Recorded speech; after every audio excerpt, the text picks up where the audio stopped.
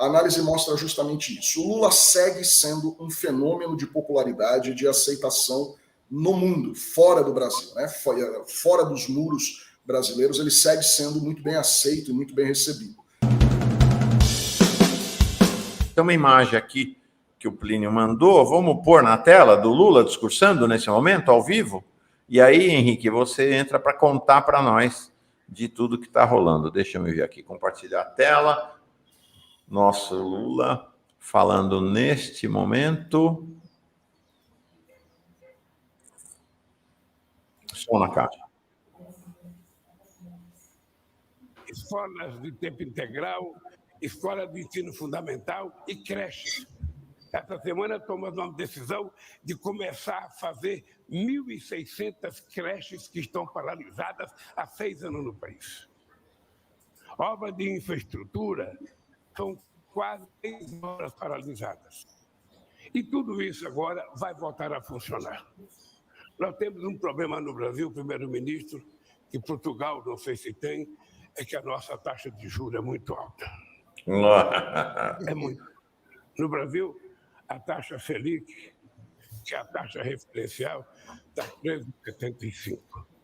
Ninguém toma dinheiro emprestado a 13,75. Ninguém. Não existe dinheiro mais barato. E a verdade é que um país capitalista precisa de dinheiro. E esse dinheiro tem que circular, não apenas na mão de poucos, na mão de todos. É por isso que eu digo sempre, a solução do Brasil é a gente voltar a colocar o pobre no orçamento. É a gente garantir que as pessoas pobres possam participar. Porque quando eles virarem consumidor, eles vão comprar. Tá aí. Quando eles comprarem, o comércio vai vender. Quando o comércio vender, vai gerar emprego. Não foi combinado, mas o timing foi perfeito, hein, Mauro? Pois é, botamos na hora. Paulo, juros. Interessante essa coisa dos políticos, né? Quando perguntaram para o Lula na coletiva, né, Henrique, você estava lá, sobre o GSI, ele fala, não, eu não vou falar de assunto interno do Brasil, eu falo disso quando chegar lá. Aí ele vai lá no discurso e pau no presidente do Banco Central. Não, eu não quero falar de assunto interno do Brasil, que não me interessa, né? A grande Conta para nós essa visita. Oi? Os momentos que antecederam a coletiva no Palácio Nacional de Belém, na sede da Presidência da República Portuguesa, o Lula e toda a assessoria da SECOM e o pessoal também da área de comunicação do Itamaraty já imaginavam que o Lula ia ser questionado sobre a crise militar do GSI. Então ele foi pronto para dar aquela resposta. Eu já imaginava que ele fosse falar aquilo para o colega que perguntou, foi um jornalista, se eu não me engano, eu não me recordo agora se foi do SBT ou se foi o Igor Gadelha, do Metrópolis, e era óbvio que ele ia responder aquilo. E agora está ele aí falando de assunto interno no encontro empresarial Brasil-Portugal, ou seja, a regra não é exatamente essa, né, Mauro? É isso aí. Henrique, faz um balanço. Estou deixando aqui o som rolando, vou tirar um pouco o Lula. Faz um primeiro balanço dessa vez, a gente já combinou, viu, Plínio? Quarta, nós vamos ter Henrique hoje, amanhã e quarta. Amanhã acho que é ao vivo de algum evento. E na quarta-feira para fazer um balanço final da viagem. Mas esses dias foram bastante intensos, né, Henrique? Conta para nós. Muito intensos, Mauro. A agenda do presidente é muito apertada, né? Nós percebemos até, inclusive, que a partir de certo horário, o presidente, que já tem 77 anos, ele fica um pouco exausto, cansado. Está muito calor, embora nós estejamos ainda no primeiro mês aí da primavera aqui em Portugal. O calor está muito intenso. E aquela cerimônia, por exemplo, de abertura da visita, em que ele passou em revista as tropas com o presidente Marcelo Rebelo de Sousa, aquilo foi realizado na Praça do Império, que é um local totalmente aberto, em frente do Mosteiro de Jerônimos, e estava um calor brutal. E o presidente de paletó ali, né, caminhando embaixo daquele sol. Mas, enfim, o que dá para a gente dizer é que no primeiro dia, né, oficial de visita, que foi no sábado, a impressão que deu é que o assunto da guerra da Ucrânia, a declaração do presidente Lula dada em Pequim, seguia repercutindo. A análise que eu fiz, inclusive, que a Fórum publicou e ficou um bom tempo lá no site, na manchete, a análise mostra justamente isso. O Lula segue sendo um fenômeno de popularidade, de aceitação no mundo, fora do Brasil, né? Fora dos muros brasileiros, ele segue sendo muito bem aceito e muito bem recebido. Mas é um fato que criou-se um incômodo, um mal-estar com aquela declaração dele dada em Pequim de que a Ucrânia tinha a mesma proporção de culpa que a Rússia nesse conflito que acontece aqui na Europa, no leste da Europa. A declaração é complicada porque a guerra aqui, Mauro, embora Portugal esteja longe da guerra, geograficamente falando, está no mesmo continente e no mesmo bloco aqui econômico pegado ao território ucraniano. E a situação aqui é bem ruim no que diz respeito a esse assunto da guerra. É algo que assim é desagradável e problemático para as sociedades europeias ter que lidar com isso. E a declaração do Lula efetivamente não caiu muito bem. Eu diria que é possível compreender o que ele tentou dizer, só que me pareceu que ele se expressou lá em Pequim de uma forma um pouco aguda demais, e isso não soou bem. Só que as respostas que o Lula deu aqui nas 2 primeiras conferências com a imprensa sobre esse assunto também colocaram aí um freio de arrumação naquilo que causou a confusão toda. Parece que agora a Europa percebeu que assim, a declaração não foi boa, causou um mal-estar, mas o Lula deixou claro que o que precisa nesse momento é parar de falar efetivamente da guerra de algum dos 2 lados e apenas sentar à mesa, procurando, digamos aí, a paz, né? De alguma forma, assentar as coisas, Mauro. É isso aí, esse tema da guerra realmente foi um tópico, né, Plínio, da viagem. Essa declaração do Lula, ele, bom, assim, se ajustando, porque o que Lula fez em Portugal é retornar à posição que ele sempre teve, que o governo tinha antes da viagem para Pequim. Ele voltou à posição original, né? Lula dizendo que nunca igualou a responsabilidade da Ucrânia e da Rússia na guerra, que a Ucrânia é a grande vítima da guerra, mas, de fato, olha que interessante aqui no tweet de Lula, ele, anteontem no sábado, eu nunca igualei Rússia e Ucrânia, eu sei o que é invasão e o que é integridade territorial, mas agora a guerra já começou e alguém precisa parar. Interessante que o tweet, a partir das manifestações das pessoas, disseram, não é verdade, né? Ele, de fato, tinha equiparado Rússia e Ucrânia, o que há é um esforço de Lula de voltar à posição anterior a que ele expressou na viagem à China e lá em Abu Dhabi. Voltou para o lugar onde a diplomacia brasileira estava, que é considerar uma invasão, considerar que a Rússia é a grande responsável, que a Ucrânia é a vítima, mas que a guerra tem que parar e que a Ucrânia tem que operar a favor da paz também. Né? Fala, Plinão. Inclusive, eu acho que foi a primeira vez que ele falou exatamente com as palavras que condenam a invasão da Rússia ao território ucraniano. Ele usou exatamente essas palavras, né, Henrique? Agradecer aqui, viu, Mauro, João Moraes pelo super sticker, a Flávia Lima também e o Fábio de Sampa, que está falando de uma outra agenda de hoje, né, do Chico, do Lula lá. Chico ganhou 2 prêmios, ele está falando do Chico Buarque, tendo se livrado da marca das ferraduras do Inominável no seu prêmio. É hoje que acontece a entrega desse prêmio, aliás, do Chico Buarque, né, Henrique? É isso? Henrique, antes de você falar do prêmio, vamos mais 1 minutinho de Lula? Está discursando ainda? Um minutinho de Lula ao vivo e a gente vai falar de Chico Buarque. Lula, Janja, Chico tá lá, vai ser um negócio. Vamos lá. Lula, manda. Que a gente vai mudar a história do Brasil. E eu tenho certeza que o gesto que nós estamos tendo hoje aqui, nessa empresa de engenharia, vai produzir frutos extraordinários para Brasil e Portugal. Nós vamos ter, o ano que vem, um encontro empresarial no Brasil. Eu espero que você esteja presente. Espero que o presidente Marcelo possa acompanhar. Opa! Falou em Chico, ele apareceu aqui.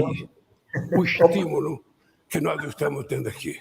Ontem, a pedido do embaixador português, eu pedi para o Jorge Viana, vamos fazer uma agência da Apex em Lisboa. Por que só em Genebra e não em Lisboa? Lá em Genebra o cara tem que falar o inglês ou o francês. Aqui não, aqui o cara fala Apex e ele pode vender as nossas coisas e comprar as coisas de Portugal com muito mais facilidade. Por isso, Jorge Viana, por isso, companheiros portugueses, obrigado por essa oportunidade. O Brasil está de volta, sabe? Está de volta para ser protagonista internacional. É por isso que eu estou me dedicando, inclusive, em tentar parar de falar em guerra e produzir para a humanidade viver melhor. Um abraço e obrigado pela oportunidade. Outro timing perfeito aí, mano. Corroborando o que a gente estava falando aqui. Pronto, pegamos o finzinho ali da agenda. Aqui, ó. Vem cá dar um bom dia. Opa, Chicão!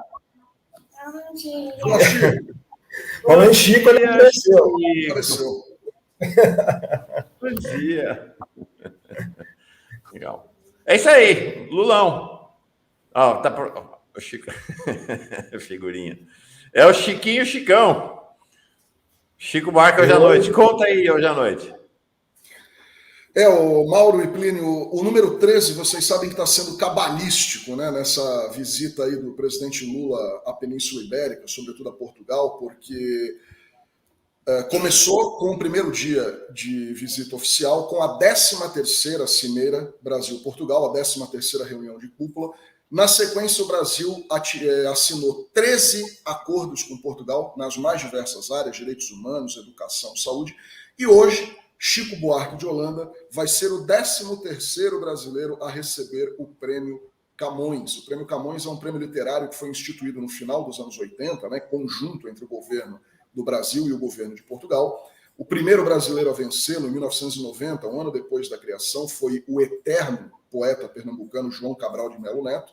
E hoje, Chico Buarque de Holanda recebe o prêmio, ele será o 13º brasileiro a receber essa honraria, que é o maior galardão da literatura brasileira no mundo inteiro, né, do mundo lusófono. E essa cerimônia será às 16h10 no Palácio Nacional de Queluz. E essa sim será o evento, né, esse será o evento em que a imprensa mundial, se até agora a imprensa já se acotovelou, já brigou para conseguir ali cobrir a agenda do presidente Lula, esse, sem dúvida nenhuma, vai ser o principal evento e o mais aguardado da agenda do presidente Lula. Só que amanhã tem o evento, eu diria que político, ao meu ver, mais importante de todos. Amanhã, para quem não sabe, 25 de abril é o dia da Revolução dos Cravos, o dia da Revolução Portuguesa, que pôs fim ao salazarismo, a ditadura do Estado Novo, que foi a mais longeva ditadura do Ocidente no século XX, durou 41 anos e acabou apenas no 25 de abril de 1974, quando tropas do Exército, parte delas, estiveram ali sublevadas e tomaram o poder e fizeram uma transição para o regime democrático. Foi a data em que Portugal recuperou sua democracia. Então, assim, todo ano, 25 de abril, é uma grande festa em Portugal, né? E congrega todo o mundo político português, exceto essa extrema-direita bufa e burra que a gente tem aqui em Portugal, muito parecida com a brasileira, aqui representada na figura do partido Chega, né, liderado pelo André Ventura, que é um sujeito que se inspira no Jair Bolsonaro para fazer uma política horrorosa, xenofóbica, agressiva, racista, enfim. E amanhã Lula terá uma sessão solene especial em homenagem a ele, que causou uma enorme divergência aqui em Portugal. Ele terá uma solenidade de homenagem momentos antes da solenidade oficial em comemoração ao 25 de abril, ao dia da Revolução em Portugal. Nós vamos tentar amanhã, Mauro, vamos sim entrar ao vivo da Assembleia da República, que é o Legislativo Nacional Português. Claro que isso vai depender de uma série de fatores, nós vamos tentar colocar lá o tripé, se não for possível no tripé, vai no celular, mas em alguns locais aqui o pessoal da comunicação social de Portugal não está permitindo transmissões ao vivo. Live não rola. Mas nós vamos, de alguma maneira, aí tentar entrar ao vivo lá da Assembleia da República mostrando o Lula. O Henrique, simbólico, né, Mauro? Chico e Lula na Revolução dos Cravos. Muito simbólico, né? Chico e Lula no dia da Revolução dos Cravos em Portugal. Muito simbólico e, sobretudo, porque o Chico tem uma música que justamente fala que foi bonita a festa, pá. Não, esse evento hoje à noite é um evento de reencontro do Brasil e da democracia, né?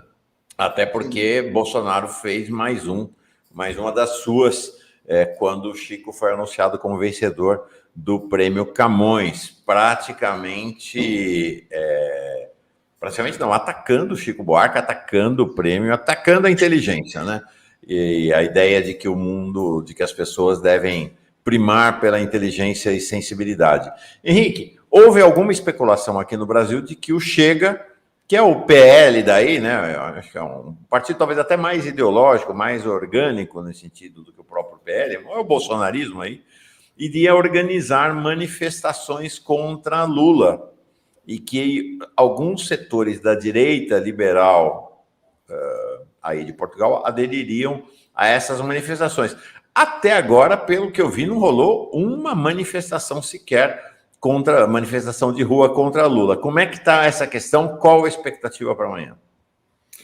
Mauro, o meu destaque, inclusive, no primeiro dia de cobertura da visita oficial do presidente Lula a Portugal foi o fato de não ter aparecido literalmente nenhum só manifestante de extrema-direita. E o que se ouviu aqui durante muito tempo nas últimas semanas, principalmente da boca do senhor André Ventura, né, e do pessoal do Chega, é que eles fariam a maior mobilização, o maior protesto da história de Portugal contra um líder estrangeiro. Até agora não ocorreu absolutamente nada. Para se ter uma noção, e não dizer que eu não estou sendo preciso aqui na informação, no sábado, durante a realização da 13ª Cimeira, lá no Centro Cultural Belém, apareceu um único senhor, já com alguma idade, que não era brasileiro, era português. Eu só fui perceber isso depois, quando eu cheguei um pouquinho mais perto, e ele estava com uma bandeira do Brasil amarrada no braço, né, presa ao pendão brasileiro no punho. Só que durante alguns segundos, enquanto a segurança o abordou, foi possível perceber que assim, o senhor ele tinha alguma desordem, não era uma pessoa que estava ali fazendo, digamos assim, um protesto político por razões ideológicas, que fosse, era uma pessoa que tinha algum tipo de perturbação e de desordem emocional, tanto que ele foi, inclusive, aconselhado pela segurança e por uma equipe médica a sair dali. Era uma pessoa que tinha uma fragilidade mental, e ele saiu dali. Não sei se usaram essa pessoa para tentar fazer alguma coisa, ou se ele fez isso por iniciativa própria, enfim. Mas o fato é que os políticos, né, extrema-direita, ou os militantes de extrema-direita, ninguém apareceu até agora. A desculpa deles oficial nas redes é que eles estão juntando forças e que não prometeram fazer nada antes do 25 de abril. Que amanhã, então, teria essa tal maior manifestação da história contra um líder estrangeiro lá na Assembleia da República. O fato é que a segurança segue extremamente reforçada. Há muito tempo, a Polícia de Segurança Pública, a PSP, não colocava na rua unidades táticas e unidades especiais de choque, de contenção de distúrbios. E o que nós temos visto são isso, né? Furgões com grades e com vidros blindados, muitos policiais com equipamento de choque, perímetros enormes isolados, né? O canil, enfim. A segurança segue bastante rígida. No parlamento não será diferente, porque é a sede do legislativo português, né? Da democracia portuguesa. Então, eu acho difícil que ocorra alguma coisa.